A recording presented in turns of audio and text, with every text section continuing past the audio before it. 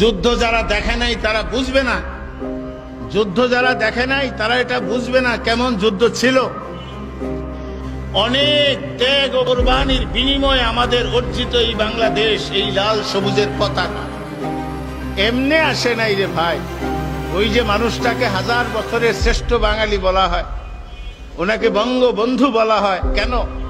ওনার জীবনের যৌবনের সবচেয়ে সুখের স্বাচ্ছন্দ্যের যে সময়গুলি উনি জেলখানায় কাটিয়েছেন শুধু এই দেশের জন্য, দেশের মানুষের জন্য। এই কথাটা আমি বললে অনেকে কয় হুজুর আপনি কি আওয়ামী লীগ করেননি? আরে না ভাই, একটা সত্য ভাষণ, একটা সত্য ভাষণ। এটা 30 লক্ষ, যত লক্ষই হোক, মানুষের রক্তের বিনিময়ে অর্জিত হয়েছে এই বাংলাদেশ। কি মিথ্যা কথা বলছি? যুদ্ধ যারা দেখে নাই তারা বুঝবে না, যুদ্ধ যারা দেখে নাই তারা এটা বুঝবে না কেমন যুদ্ধ ছিল।